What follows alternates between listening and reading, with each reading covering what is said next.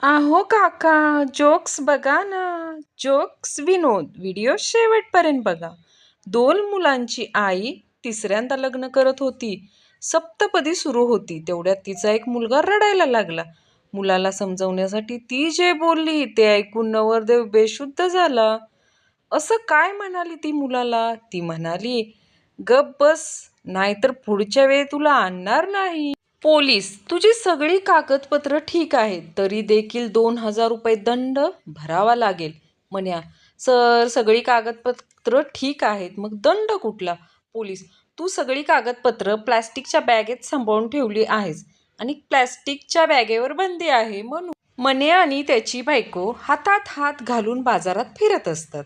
त्यांना पाहून जण्या म्हणतो, लग्नाच्या एवढ्या वर्षानंतर देखील तुमचं प्रेम एकमेकांवर किती आहे?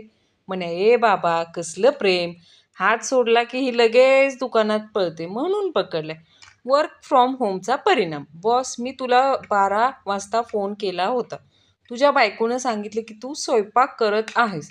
मग स्वयंपाक झाल्यावर तू मला फोन का नाही केलास? कर्मचारी, सर मी केला होता, मॅडमनी सांगितलं तुम्ही भांडी घासत आहात. एक मैत्रीण दुसरीला, तू खूप बोर झाल्यावर काय करतेस? दुसरी, मस्तपैकी मॉलमध्ये जाते, मन भरेपर्यंत शॉपिंग करते, ट्रॉली काउंटरवर सोडते आणि घरी येते. आता नवरात्रीमध्ये मुली नाच नाच नाचतील आणि पहिल्या दिवशी म्हणतील परी हूं मैं, दुसऱ्या दिवशी नाचून दमतील आणि म्हणतील घरी हूं मैं, आणि तिसऱ्या दिवशी म्हणतील आता जरा बरी हूं मैं. वाढत्या पोटाला सगळेच नावे ठेवतात, पण लोकांना काय माहिती की मोबाईलची स्क्रीन किती छान पुसता येते त्या पोटाने.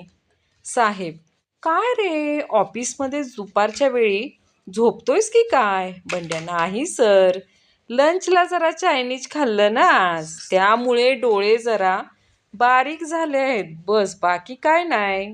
सोनल तिच्या नवऱ्याला मारत असते. शेजारच्या काकू, का ग मारत आहेस आजारी नवऱ्याला? सोनल, आहो आयुर्वेदिक औषध आणलंय डॉक्टरांकडून आणि डॉक्टर म्हणाले अगोदर चांगलं कुटा आणि मगच औषध द्या म्हणून. सकाळ सकाळी विचार केला, आज बायकोला कामात मदत करून खुश करून टाकू. फ्रीजमधून दुधाचं भांडं काढलं आणि गॅसवर ठेवलं, पण 15 मिनिटं झाली तरी दूध काय उकळलं नाही. तेव्हा कळलं ते इडलीचं पीठ होतं. सकाळपासून घरीच गेलो नाही बघा. म्हण्या, तुझा भाऊ काय करतो? जण्या, एक दुकान उघडलं होतं, आता जेलमध्ये आहे. म्हण्या, ते का बरं? जण्या, ते दुकान त्यानं हातोड्यानं उघडलं होतं म्हणून. एका पुणेकराचा प्रश्न. 11,500 कोटींचा घोटाळा होतो आणि बँकेला पत्ता लागत नाही. आमच्या खात्यातले मिनिमम बॅलन्स 1 रुपयाने जरी कमी झाला तरी बँकेचा लगेच मेसेज येतो. काय म्हणावं याला?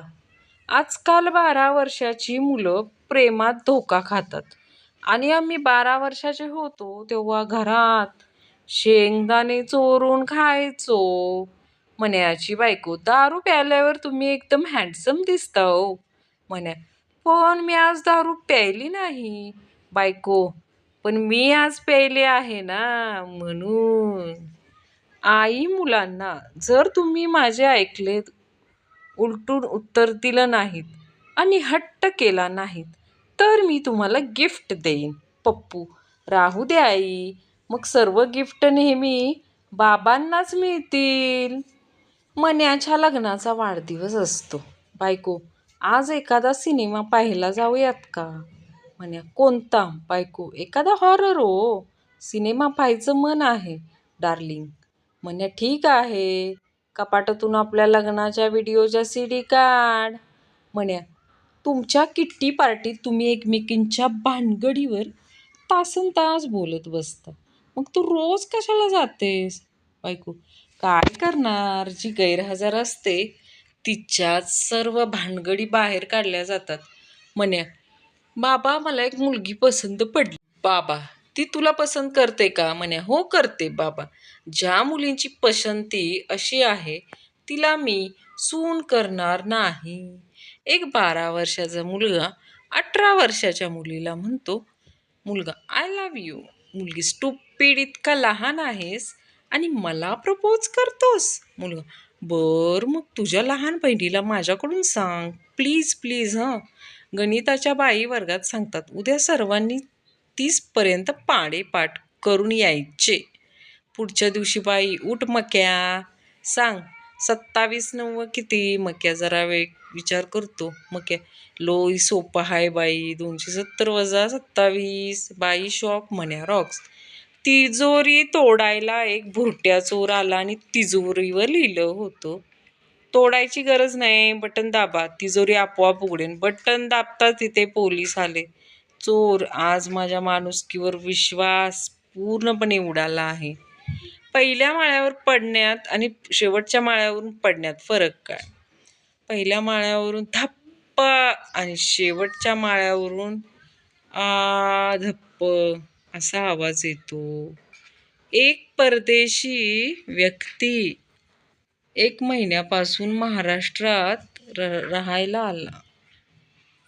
या कालावधीमध्ये तो 2च वाक्य बोलायला शिकला. लाईट आली, आईच्या गावात लाईट परत गेली.